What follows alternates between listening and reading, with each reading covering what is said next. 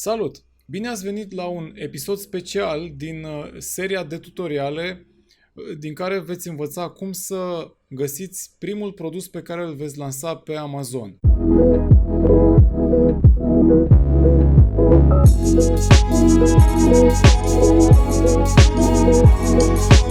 De ce e un episod special?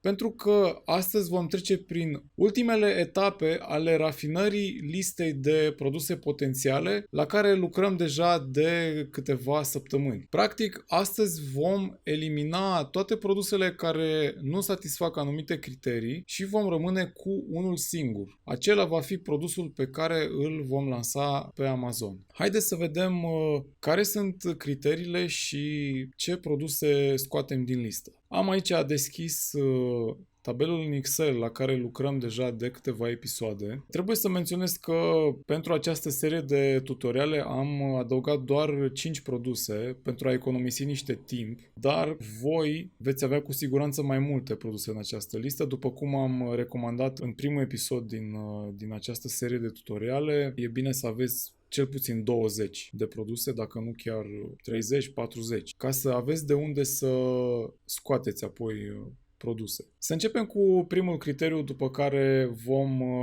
elimina produse, vom rafina această listă. Prima coloană care contează în procesul de selecție este profitul. Cred că are sens acest lucru, adică e destul de logic. După cum am spus în episodul în care am calculat profitul, linkul îl găsiți în descriere pentru acel episod, vă recomand să mergeți mai departe doar cu produse care au un profit brut. Imediat vă explic ce înseamnă. Deci profitul să fie peste 25%. Ăsta e criteriul. Acum, ce înseamnă profit brut? Probabil nu e un termen, dacă mă aude un contabil, probabil că ar putea să mă contrazică în legătură cu definiția profitului brut. În cazul nostru e vorba de banii care îți rămân după ce plătești prețul de producție, transportul până la depozitul Amazon și taxele Amazon. Din acest profit noi vom plăti după aceea reclamele, așa numitul PPC, Pay Per Click. Reclamele de pe Amazon. Deci nouă trebuie să ne rămână o marjă generoasă pentru a putea face reclame și apoi să ne mai și rămână bani efectiv ai noștri. 25 este o limită inferioară. E bine să fie cât mai mare profitul ăsta brut, dar dacă pornim de la un profit brut de 25%, obiectivul nostru este să cheltuim, să ajungem să cheltuim maxim 10% pe reclame, deci să ne rămână în prima fază un 15% și apoi acest profit, după cum la fel am spus în episodul legat de profit, de calculul profitului, atunci când îl estimăm, când facem această listă, calculăm un profit minimal, pentru că estimăm niște costuri maximale pe partea de producție și de transport. Unde vreau să ajung este că aceste costuri vor scădea în timp, pe măsură ce vom construi o relație de încredere cu furnizorul și pe măsură ce vom trimite stocuri tot mai mari la Amazon, va scădea atât prețul de producție cât și prețul de transport.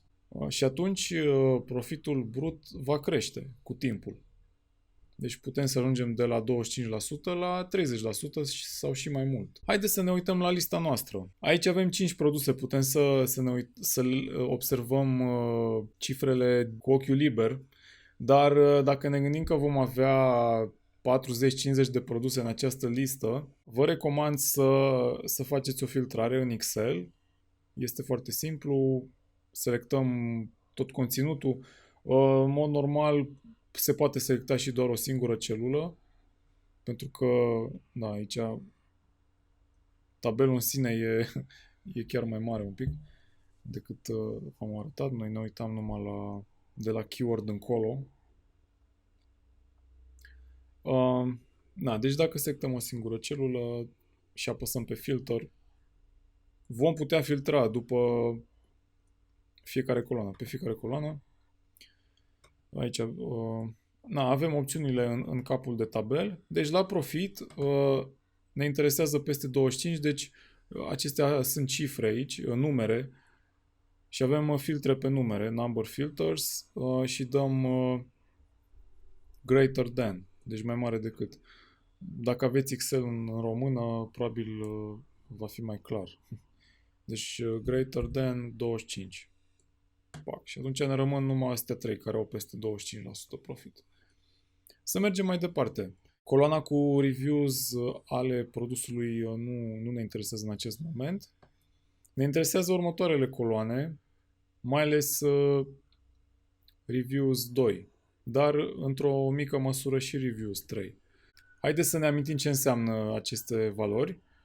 În episodul trecut chiar am completat aceste coloane și e vorba de numărul de review-uri ale liderului de nișă și numărul de review-uri ale celui de-al doilea clasat. Criteriul pentru numărul de review-uri pe nișă este ca niciunul dintre produse să nu aibă peste 1000 de review-uri. Acesta e criteriul recomandat. Pentru că dacă așa e cazul, înseamnă că concurența e un pic cam mare pe acea nișă și ne va fi prea greu să lansăm un produs acolo.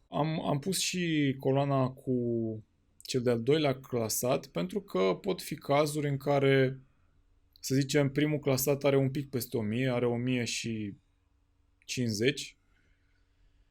Atunci e destul de important să vedem și al doilea cam cât are.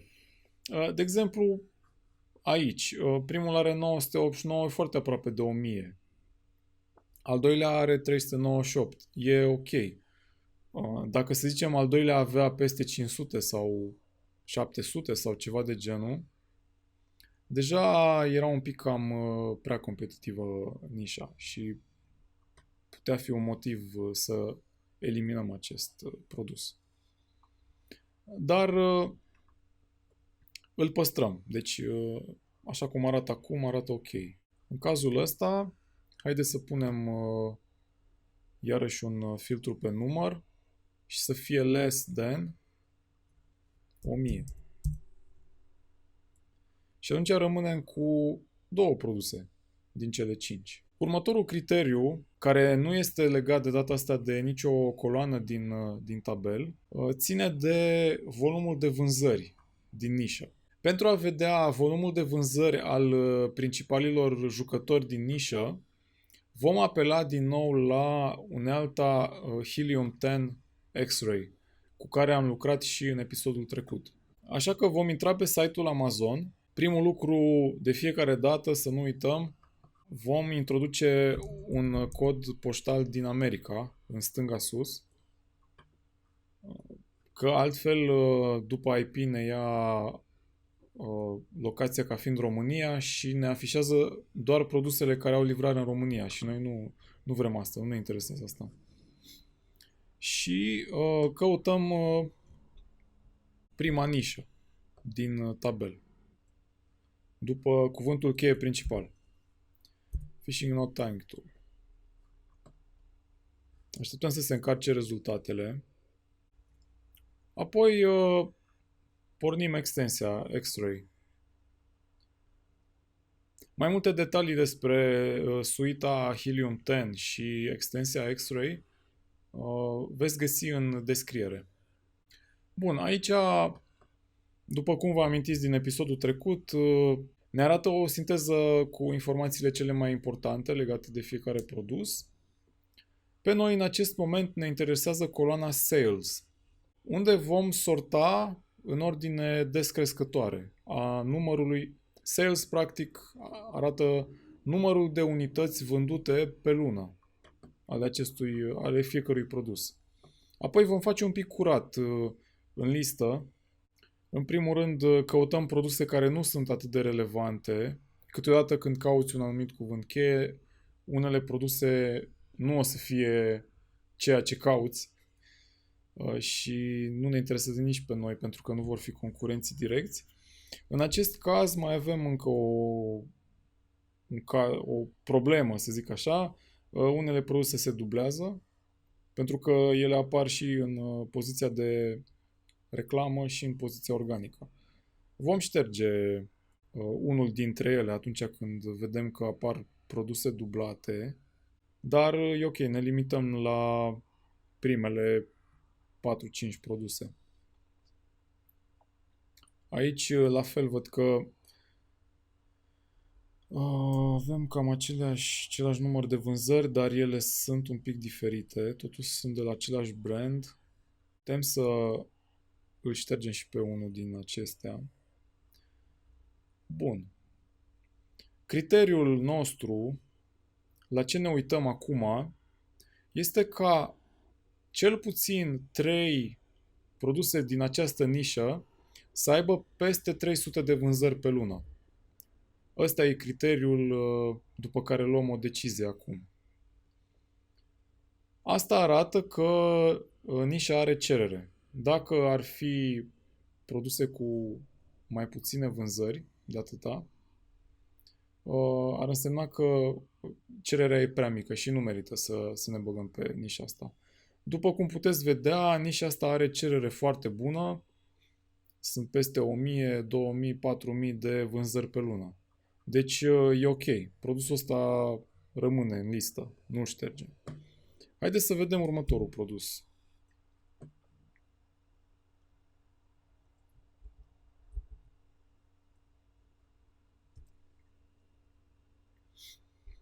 Tennis Trainer Rebound Ball.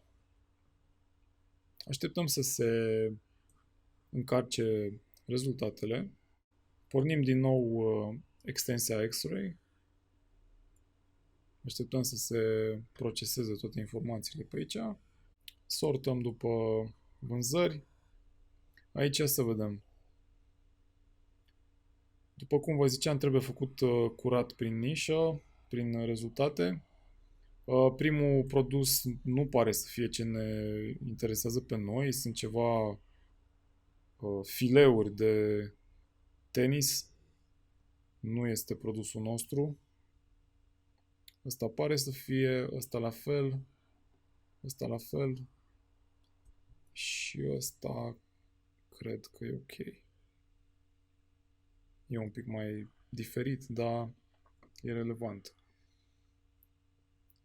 Din nou vedem că există cel puțin 3 vânzători cu peste 300 de vânzări pe lună, deci rămâne și acest produs. Haideți să vă arăt și un exemplu de nișă care pică acest criteriu, care nu are cerere destul de mare. Exemplul pe care l-am ales e o nișă tot din Sports and Outdoors și anume Golf Hitting Mats. Sunt aceste covorașe pentru exersat golf. Aici, dacă intrăm pe X-Ray și ne ducem la Sales și le ordonăm descrescător, vom vedea 608, 422, 184 și restul mai puțin. Deci puteți vedea că aici primii 3 jucători din nișă nu au toți peste 300 de vânzări pe lună. Deci așa o nișă ar pica. Bun, în cazul nostru avem 2 nișe care respectă toate criteriile de până acum. Ceea ce e foarte bine. E ok să avem de unde alege. Trebuie să vă menționez că e posibil să ajungeți în punctul ăsta și să nu mai rămâneți cu niciun produs în tabel. E un scenariu destul de nefericit, dar dacă ajungeți aici, din păcate va trebui să o luați de la capăt și să adăugați produse noi în acest tabel după criteriile și folosind una din cele 2 metode pe care le-am prezentat la începutul acestei serii de tutoriale. Să mergem mai departe, deci avem 2 produse. Trebuie să ne decidem acum pe care din ele îl alegem pentru a fi primul produs pe care îl vom lansa pe Amazon. Vom vorbi mai departe despre încă 2 criterii pe care putem să le verificăm. Prima verificare este pentru patent. Unele produse de pe Amazon e posibil să fie protejate de patente și în cazul ăsta în niciun caz nu e ok să le lansăm, să intrăm pe acea nișă pentru că vom fi dați jos de concurență, de cel care deține patentul. În primul rând, putem să ne uităm efectiv printre produse în nișa pe care o analizăm, să ne uităm după anumite indicii că ar fi o nișă patentată. Un indiciu ar fi că sunt doar câțiva vânzători și produsele sunt similare sau e cam același produs. În cazul acestei nișe, de exemplu, Fishing Knot Tying Tool, nu pare să fie o nișă patentată. E un gen de produs destul de general, care are multe variații, multe designuri diferite și nu pare să fie ceva patentat. Dacă totuși avem o suspiciune că ar putea fi patentat,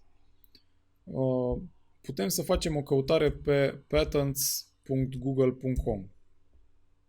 Este o platformă așa mai prietenoasă oferită de Google. Ca idee, pe partea de patente, există o industrie imensă de avocați și tot felul de oameni implicați în chestia asta, care știu foarte multe și studiază foarte multe și pot face căutări foarte avansate. Ce facem cu Google Patents e așa o chestie de suprafață. Ca idee, sunt aici tot felul de patente, dar asta nu înseamnă că ele sunt și impuse pe Amazon. Asta cu patentele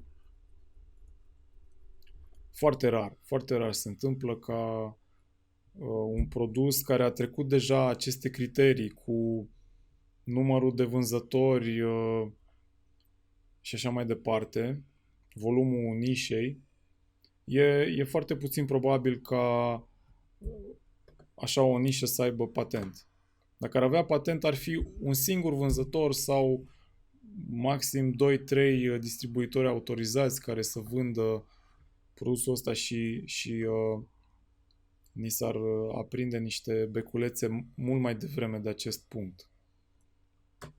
Dacă verificăm și pe Tennis Trainer, Rebound Ball, la fel putem să vedem că sunt tot felul de variante pentru acest produs. Putem să facem și o căutare pe Google Patents. Nu pare să fie, nu știu ce patent important pe aici. Ca să vă înțelegeți așa cum ar arăta o nișă, un produs patentat, o să vă dau un exemplu. E vorba de un produs tot din sport și anume X-Bet.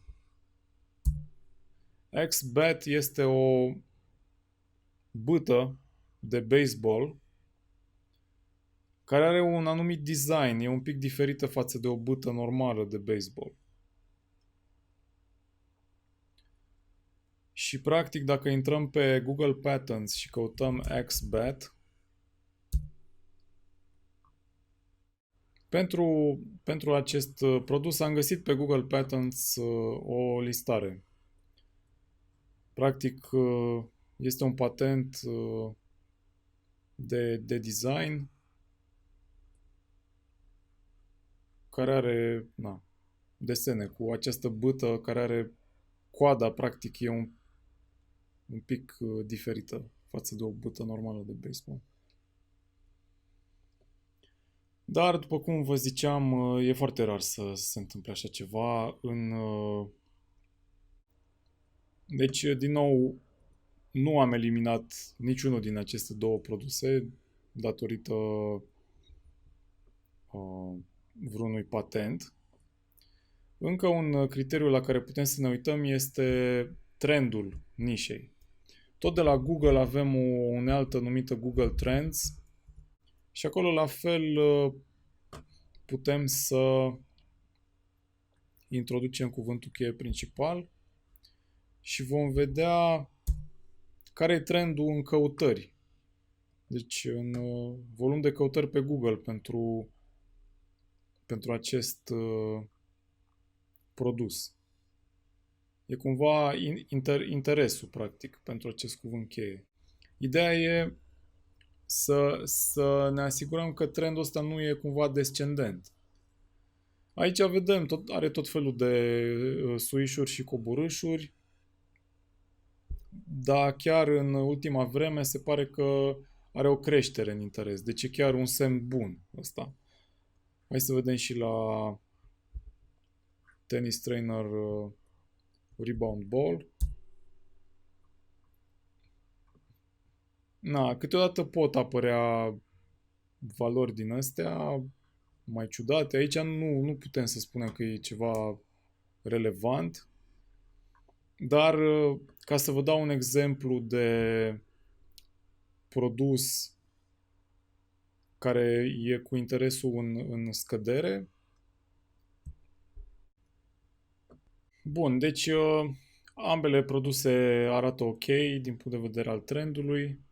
Nu e nimic descendent aici.